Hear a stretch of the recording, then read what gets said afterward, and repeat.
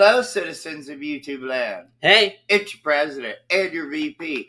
And we present to you, for your viewing pleasure today, our Father's Day special, which will probably come out before Father's Day. Not sure about that.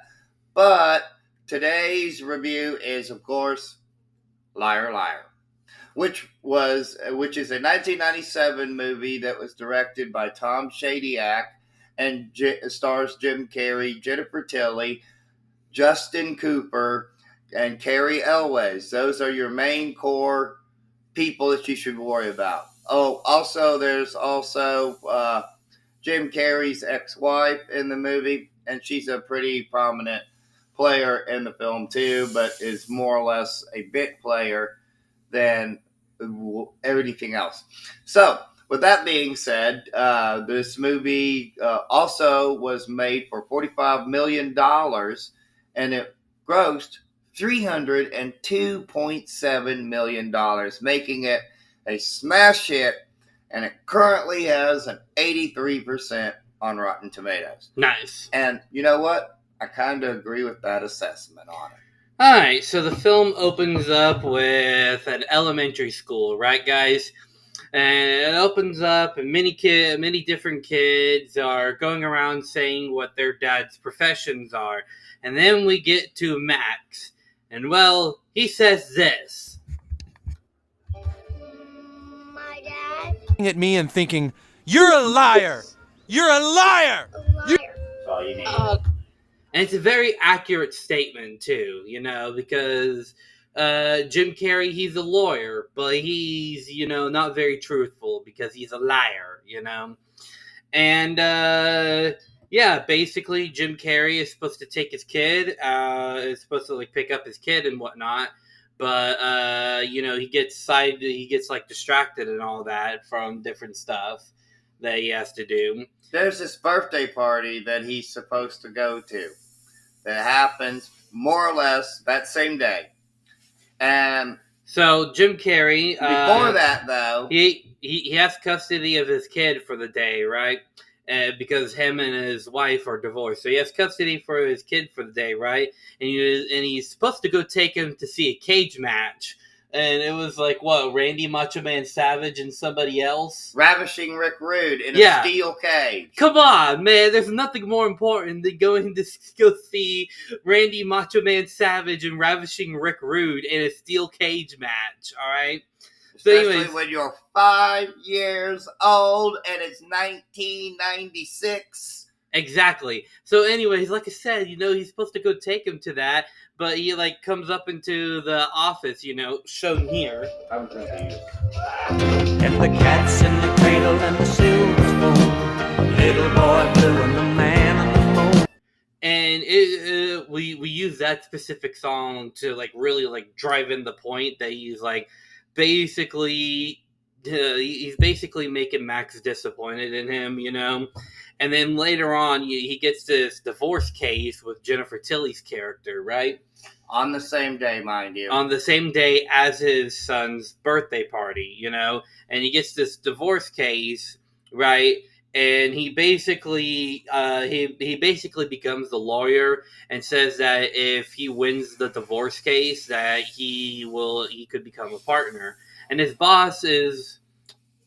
Well, what's the best? Okay, I was going to be what's the best way to describe her? She's a shrewd, uptight businesswoman type who also would step on anybody and everybody to get to the top. So she tells Fletcher, "Hey, you're good, and you might just make partner after this. In fact, I can guarantee that you can make a partner tonight." And so they engage in a little whoopee-whoopee at the same time of this birthday party, right? And Max, he calls his ex-wife to explain that he can't. He says, "My boss is really writing me," and that he's going to disappoint his son yet again. And so Max, hearing all this, that he's not coming, decides that he is going to make his birthday wish be that his father cannot lie for one full day. And so it begins because, his boss is basically like, wow, that was amazing. And then she's like, how was it for you? He's like, I've had better. Which results in comedic shenanigans about there's this whole little bit where he keeps saying, I've had better. And he realizes what a huge mistake he's made in the process. And he comes to realize that he, in fact, cannot lie. In fact, he goes through this whole day where previously he had told like a homeless guy that he didn't have any money and this and that. And then when he became a lie, when he couldn't lie, he told the truth. And that was that he was afraid he was going to buy booze with it. And also that he was a cheapskate. And he told people in the elevator that it was him when they broke wind. And he tries to force himself to be able to lie, which results in a bit that I am almost positive was lifted straight from Evil Dead Part 2. Because he goes through this whole scenario where he's got his hand and he's got a pen. And he goes, the color of this pen is red. I'm going to think it's red and it's going to be red. The color of this pen is royal blue. And he goes, I'll write it. I'll write the lie. He's like, write it or I break it off. And then he goes blue. And the then pen turns around and he's like, don't you dare. And he's like, so something straight out of Evil Dead Part 2. Here you go. And so he, of course, has the big case that for some reason had happened literally that next day, during the day when he couldn't lie. And the big case, of course, is that Jennifer Tilly character had committed infidelity, or whoopee, if you will, with not one, not two, not even three, but 7 different men. And he had made the big spiel about how the workaholic husband had driven her into the arms of another man, and she says 7, and he goes, yeah, whatever. And so and then she kind of like re-spiels that back where she's like, and you're the one that convinced me that I was driven into the arms of another man. And he goes, 7! And she's like, yeah, whatever. Yeah, they bring it back. So he comes to find out that Max had made the wish that he couldn't lie. So he goes to Max. And he says to him, I need to be able to lie again, Max. Your mommy lies, even precious Jerry lies. And hey, didn't he do this? He did. He did, in fact, do that. 7 years later, he'll be doing that. In fact, just so you guys know, Jennifer Tilly, 1 year later, will be doing this. And later that same year, Justin Cooper will be doing this. So with that out of the way, guys, we bring that back around. He had been at the school, and he asked his son to unwish the wish, and he goes to do it, and he goes, I need a test. So he goes and he talks to this beautiful woman, but he gets slapped, and he goes, I didn't mean it, Dad. And he goes, well, you got to mean it. And he goes, and then he says, I need to, because everybody lies. And then Max hits him with a cold, truthful statement, and you're the only one who's ever hurt me. Yeah. And there's another part where like his car gets impounded, right? And he's going on and about this, and then he tells his ex-wife Audrey, right? He tells her he's like, because I'm a bad father. Yeah. We're skipping over quite a bit of it. We'll sum it up real quick too, because we can't really show a lot of clips. Guys, we've been fighting YouTube a lot lately over these issues. So to speed this along, though, he pretty much learns the error of his ways, and he realizes that he in fact does want to be with his son, and he does win the court case by manipulating the law because she, of course, Tilly, was a liar in herself. She had lied to be able to get married, which meant that she couldn't enter into any legal binding contract without a parental signature, which, guys, pretty sure that would have applied to the marriage in and itself in California, meaning that the whole marriage should have been null and void. Meaning it should have been just straight across the board, nobody gets nothing, pretty much. She shouldn't have gotten anything. But it is what it is. So he gets thrown in contempt, but his secretary bails him out. This is after he had convinced her to quit because of a story where her neighbor had a burglar fall in, and he sued and he won, and it was because the lawyers like Fletcher. But she comes back and bails him out. So She's they're on their way to Boston now. That's actually a pretty funny joke because Fletcher was like, she was like, "Do you think that's justice?" And he's like, "No, I would have gotten him 10." Yeah. So, to speed it along, though, Jerry had convinced Fletcher's wife to move to Boston. And she had been seeing him and everything, and she agrees to go to Boston because Fletcher is such an unreliable F-up that it's unreal. So, but Fletcher has now learned the error of his ways per 90s comedy standards that were in the final act, so now he's the good guy. So, he goes to the airport. He sees her on their plane. He promptly steals one of them luggage carrier things, starts zooming down the highway with it, catches up to the plane, gets on the wing. They go like, "Oh, we got to stop this thing. There's some idiot on the runway." And so there's this accident, and he tells his ex-wife, "Hey, good news. I have 2 broken legs, so they can't take me directly to jail." So he tells Max that he had been a fool and that he knows he can change and he loves them and he wants to be with them. And but if you go to Boston, I'm going to lose that.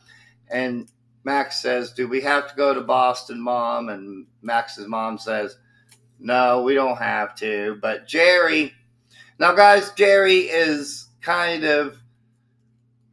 he's just like a very over-the-top, clean-cut type of guy that is like real goody two-shoes type of character. I just realized this. Jerry is a doctor. Yeah. Yeah. Yeah, you're not making the connections. No, I am. Okay. But Jerry has to go to. Well, Jerry was a doctor in the movie, by the way. I know. That's why I'm saying. Yeah.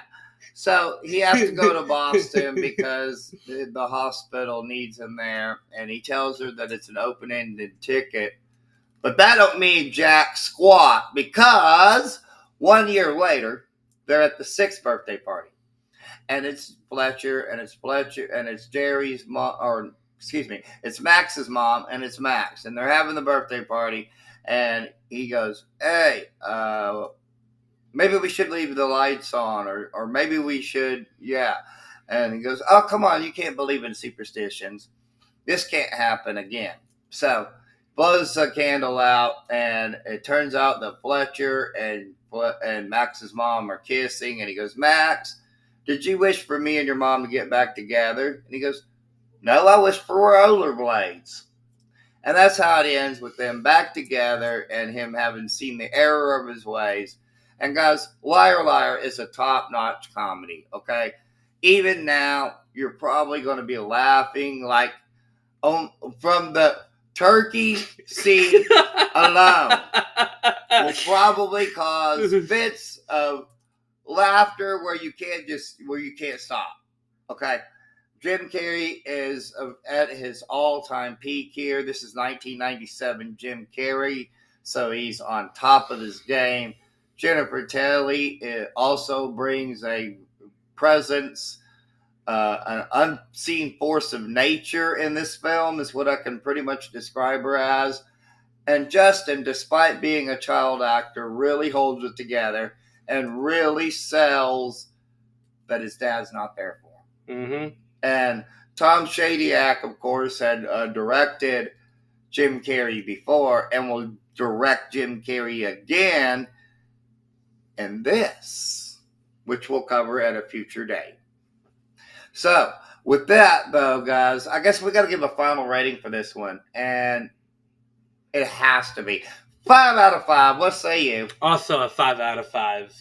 But, of course, if you believe that if you've seen Lair Lair and you believe that it is the worst Jim Carrey movie, well, then clearly you have never seen Rubberface. I don't know that one. It was a very early Jim Carrey movie that before he got big. Or another one might be Once Bitten. Once Bitten is way worse than this. But Once Bitten's not that bad either. It's a vampire horror comedy starring Jim Carrey. Yeah. And maybe we'll cover that at a certain date too. So, but hey guys, of course, don't pay any attention to us because we're just two idiots with a webcam. Our opinions do not matter. Except they actually do, because we have a YouTube show. Except they actually don't. So, with that being said, guys, there's only one thing left to say. Well, actually, before we do that, we've also got to tell you guys that we've got Fight Club coming up. No, the number one rule of Fight Club is you don't talk about Fight Club. Got to mention it at least once. I know that's the rule, but you got to break the rules once in a while. Okay. So we got that coming up. We've got Goodwill Hunting coming up. We've got our big Pride special coming up. Not going to reveal what that one is. We also got The Wrestler coming up as well. Yep, we've also got The Wrestler coming up. So. And in celebration of 5 years of doing this on YouTube, we got 2 videos coming out then, actually. It'll be a 2-part 5-year special. Yeah, so lots of content coming in this month, guys. Stay tuned for all of it. We're trying to do bigger and better, and so hopefully you guys will enjoy our efforts, and you'll all be along for the ride as we try to close the gap on 300 subscribers. We've cracked 200, so let's keep going with it. So with that being said, guys, there's only one thing left to say, though, and that, of course, is peace and love from Denny and Son. Bye.